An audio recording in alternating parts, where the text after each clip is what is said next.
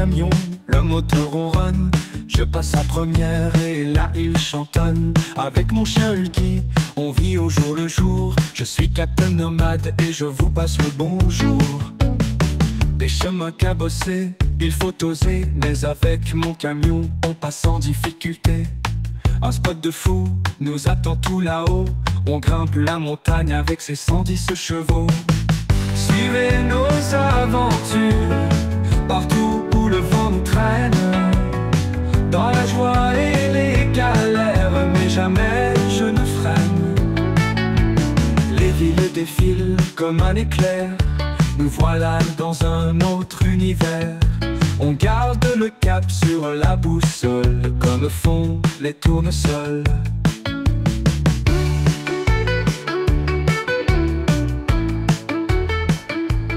Tous les étoiles brillent notre chemin. Bon, du coup, je suis à la réception. Je suis allé prendre mon colis là, Amazon, c'est le Sika. À chaque fois que je commence à filmer, il y a quelqu'un qui arrive. Bref, le Sika, comme ça je vais pouvoir refaire bien je le ferai demain. Putain, je vous jure quel régal d'avoir un chauffage comme ça là. Oh, avec la télécommande en plus. Oh là là, il chauffe hyper bien, c'est un délire. Moi je suis désolé pour le bordel. Je vais me faire un café là, c'est le matin. C'est vraiment un délire quoi, ça fait trop du bien. Bon, hier c'était un peu tendu au boulot, enfin tendu avec un client. En fait, il y a un client qui est arrivé et il a commencé à foutre le bordel, il était bourré. Donc à la fin on le servait plus quoi. Et moi au bout d'un moment il voulait que je le serve et j'ai dit non, je suis désolé, je peux plus. On sert plus, t'es trop défoncé quoi. Mais qu'il a commencé à péter des câbles et tout. Pourtant il était super sympa au début. Hein. Il m'a serré la main, il me parlait et tout, super sympa. Et d'un seul coup il s'est totalement changé de visage. Et le mec, en fait, on a appris parce que là où je suis, c'est une petite ville, mais c'est une petite ville un peu de mafieux, quoi, j'ai l'impression. Mais bon, ça, je m'en fous, j'ai l'habitude. Mais, enfin, bref.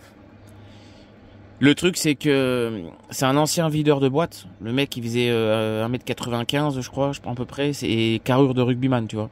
Donc, le mec, tu peux rien faire contre lui. Enfin, et en plus, c'était un videur, quoi. Donc, et il commence à péter un câble. Et moi, au bout d'un moment, il me dit, vas-y, serre-moi un whisky coke, je te dis ou je te casse tout.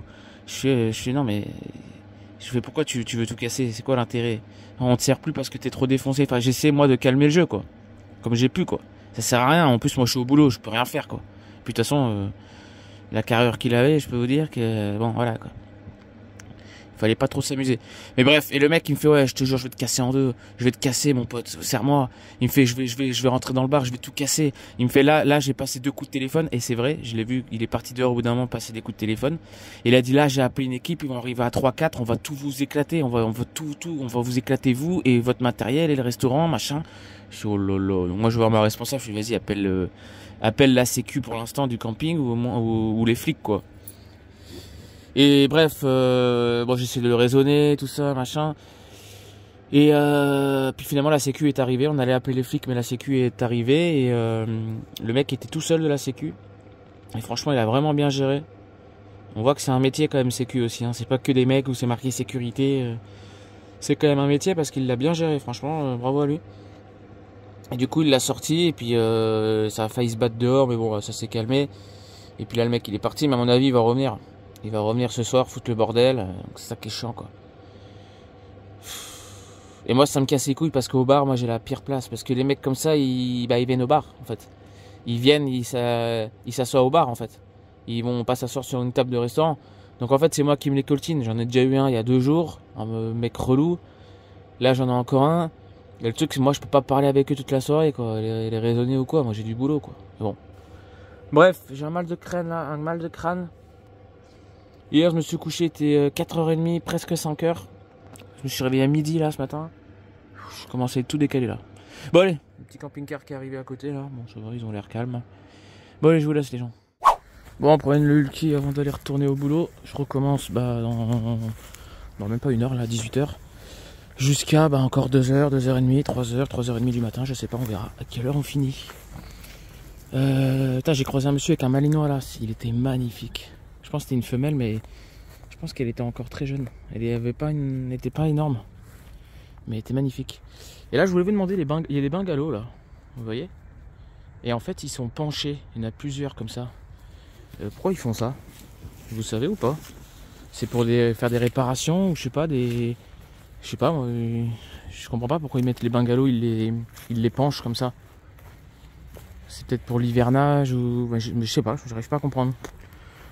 Dites-moi en commentaire si vous savez. Ah, mon chien, tu sais toi? Tu sais pourquoi ils couchent les bungalows? Voilà, ce soir il y a concert de rock. Et du coup, il faut s'habiller en noir et tout ça. Je vous montrerai après comment je suis habillé. Bah, je vous ferai des petites... dans l'ancienne vidéo, j'ai fait une petite séquence où je vous montre quand je suis en train de bosser au bar, quoi, derrière le bar. Donc je ferai, si ça vous intéresse, je ferai des petites séquences comme ça. Si ça vous intéresse. Quand je fais des cocktails, des trucs comme ça. Bon, allez. Il fait pas chaud, il fait pas chaud.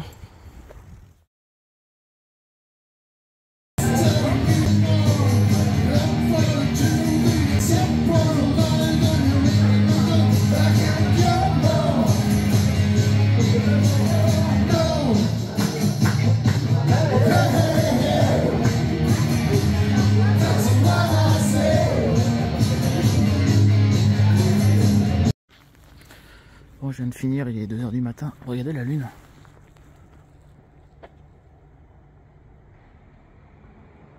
Vous avez vu le... Merde. Le halo qu'il y a autour de la lune là?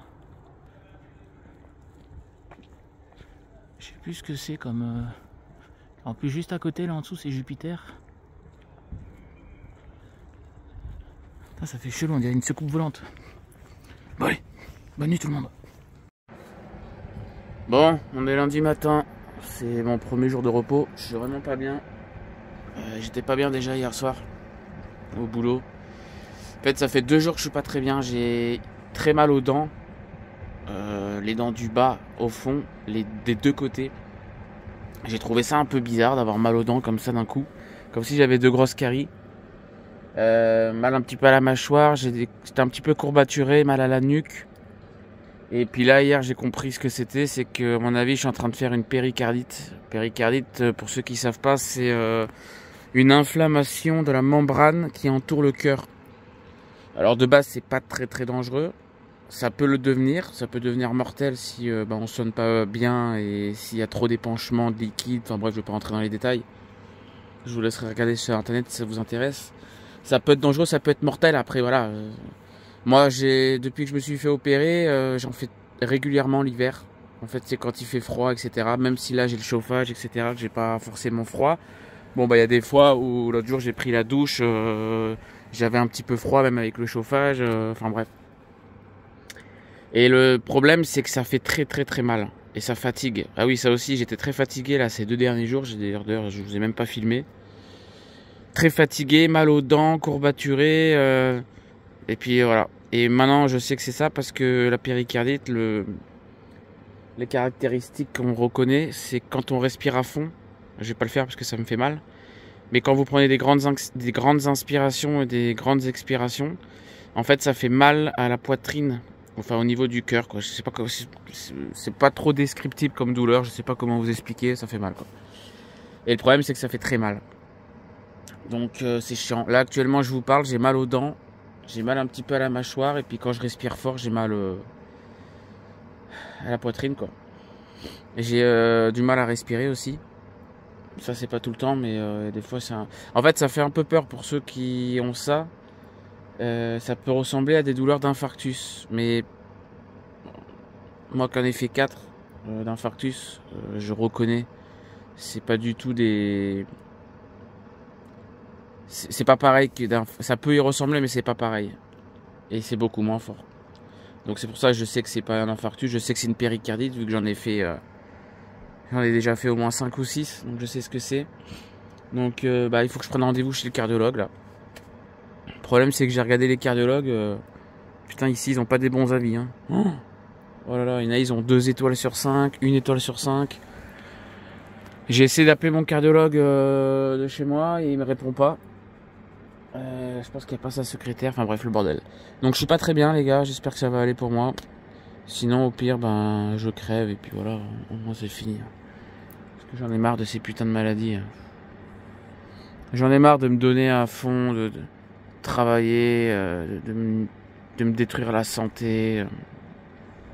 Bref, je suis un peu dépité là. J'en ai un peu marre en fait. J'en ai un peu marre de ces problèmes. Bon allez, je vous laisse. Je vais aller promener mon petit chien et puis à plus. Bon allez, on promène la bête. Ouais, je vais vous expliquer un peu ce qui m'arrive là. Le cardiologue il m'a fait un peu peur.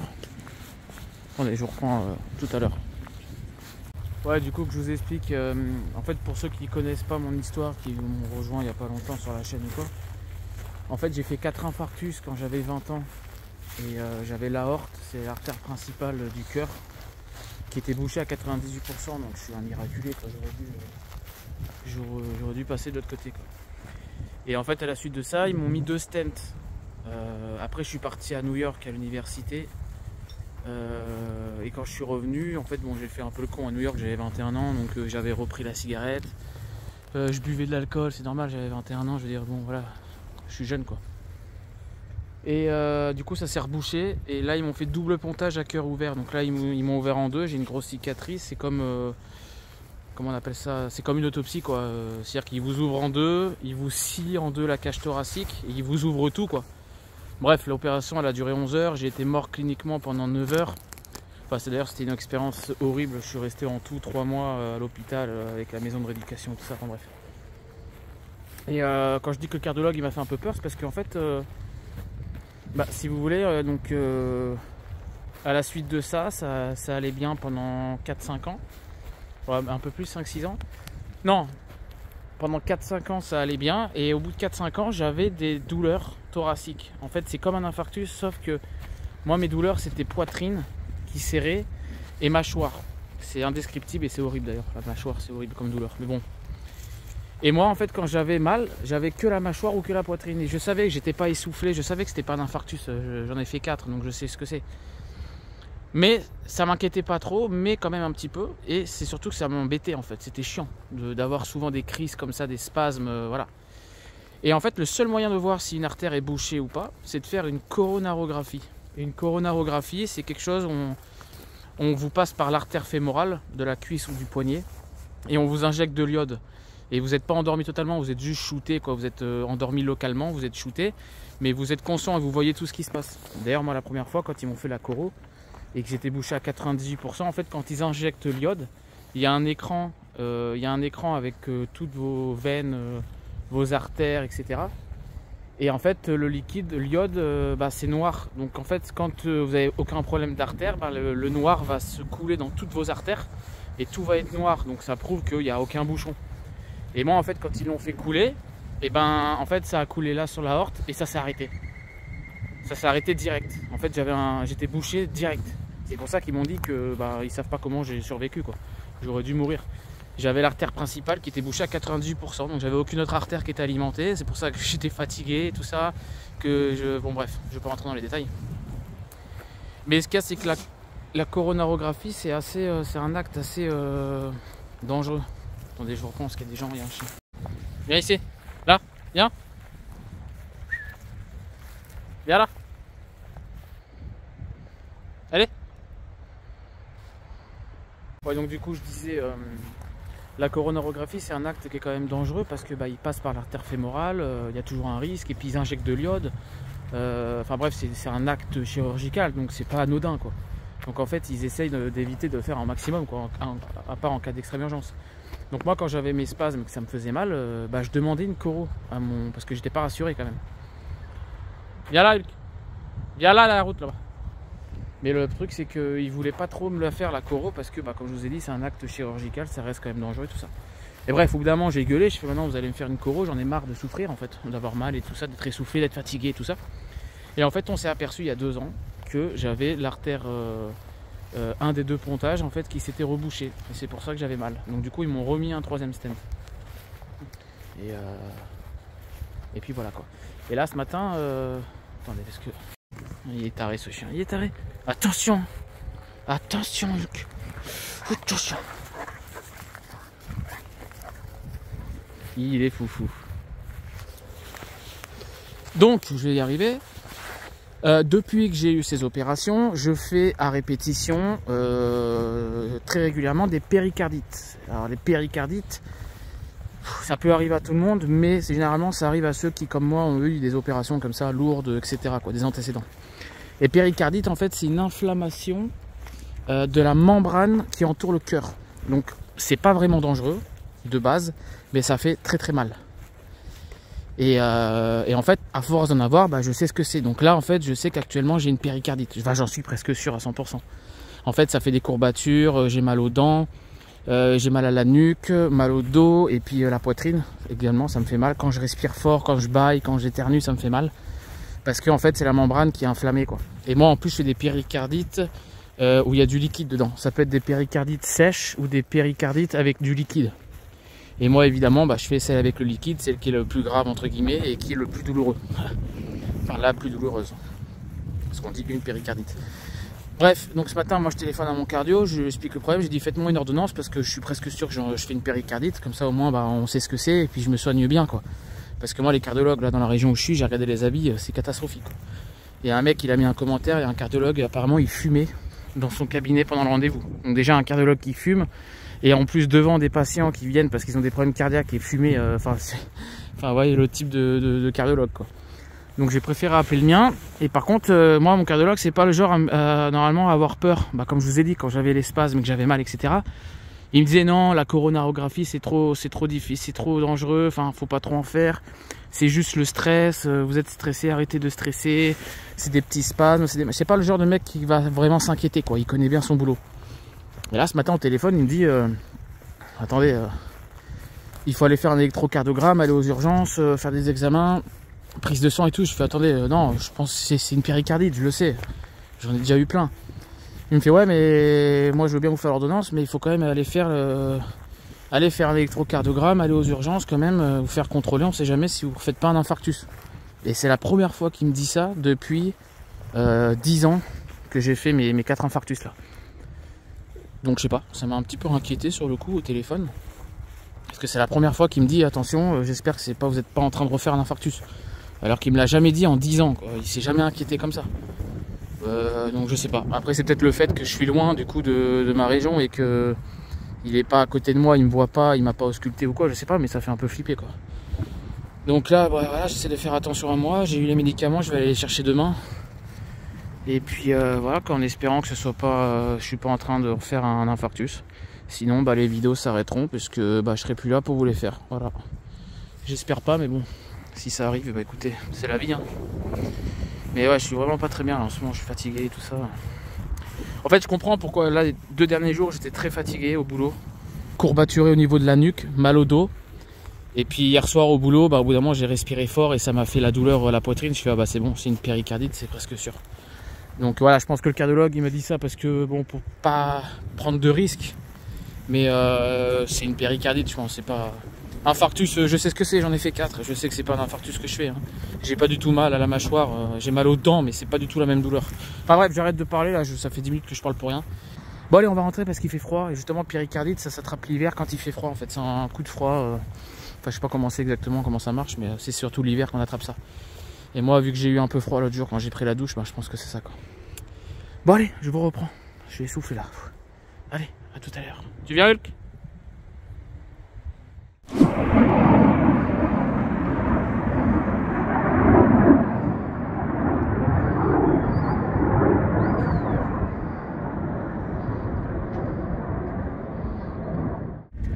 Bon, je pars faire une prise de sang là. Mon cardiologue il m'a demandé de faire une prise de sang en urgence pour savoir si j'avais pas refait un petit infarctus. Mais je sais pas pourquoi je vous dis, hein, c'est la première fois qu'il a peur comme ça, mon cardiologue. Peut-être parce que je suis pas dans ma région là, je suis loin, donc il a un peu peur, je sais pas. Mais ouais, c'est la prise de sang, c'est pour la créatine et la prototine, je sais pas quoi là, et c'est pour voir si j'ai pas fait un petit infarctus. Mais bon, c'est sûr et certain que non. C'est une péricardite que j'ai, j'en suis sûr à 100%. Enfin, oui, quasiment sûr. Bref, donc voilà, je suis allé chercher mes médicaments tout à l'heure, j'ai oublié de filmer. Parce que je vous dis, en ce moment, je suis vraiment très fatigué là. Après, je vais aller faire une petite sieste, je pense. Et puis voilà, quoi, petite prise de sang, et puis on verra bien ce qu'il y a, hein. Mais pour moi, c'est une péricardite, de toute façon, il n'y a pas besoin de s'inquiéter, hein. Bon allez, je vous reprends plus tard. Bon c'est bon, prise de sang faite. J'ai vu qu'il y avait test VIH gratuit sans rendez-vous, pris à 100% par la sécu. Et test d'IST, maintenant on dit plus MST, c'est plus maladie sexuellement transmissible, c'est infection sexuellement transmissible. Bref, c'est pareil, c'est MST quoi. Et du coup c'était marqué pareil, pris en charge, j'ai juste payé 20 €. Et au moins c'est vrai que ça c'est un truc que j'ai pas fait depuis très longtemps et c'est un truc à faire de temps en temps quoi. Pensez-y aussi à le faire. C'est important quand même, VIH et puis tous les, j'ai fait tous les IST, VIH, machin, j'ai tout fait comme ça au moins je suis tranquille. Et puis voilà quoi, prise de sang faite, donc voilà. Là vu que c'est une urgence absolue, elle m'a dit les résultats je les aurai ce soir, alors que là il est 17 h. Hein. J'ai pas voulu y aller ce matin parce que j'étais pas bien et puis c'était pas un truc à faire à jeun. C'était pas une prise de sang où je devais être à jeun, donc je me suis dit je vais prendre mon temps, je vais y aller en fin de journée. Puis en plus le matin, même si on n'a pas besoin d'être à jeun, ça sert à rien d'aller le matin quoi. Parce que même le matin, à l'heure d'ouverture, il y a 50 personnes généralement dans les trucs comme ça, dans les labos là. Tout le monde veut venir le premier, du coup il faut venir une demi-heure avant que ça ouvre, enfin bref. Du coup là il est 17 h et je vais le recevoir en fin de journée, donc dans 1 heure quoi en gros. Elle m'a dit c'est parce que c'est une extrême urgence quoi. Donc voilà, je vois qu'il y a 2 voitures brûlées là-bas, ça donne pas trop envie d'y aller. Il y a 2 voitures brûlées là. C'est sympa. Bon allez, on retourne au camping, j'allais dire non, au camping quoi. On retourne à la maison. Ah, il y a un vétérinaire juste là, tiens. Et le carré de manger les papates. Lui, dès que j'ai ma paye, je vais aller chez le véto le ramener parce que il repue alors que je l'ai lavé il y a 3 jours. Ces dermatites, ces machins là. Et je parlais avec des gens au camping, mes voisins à moi là, qui sont super sympas. Ils ont un chien aussi, il avait eu la gale. Et la gale des chiens se transmet pas à l'homme. Et je me dis c'est peut-être ça en fait. Il me disait qu'il se grattait tout le temps, qu'il se mangeait les pattes. Et moi on m'a jamais parlé de gale. Donc on verra. Bon allez, je vous reprends.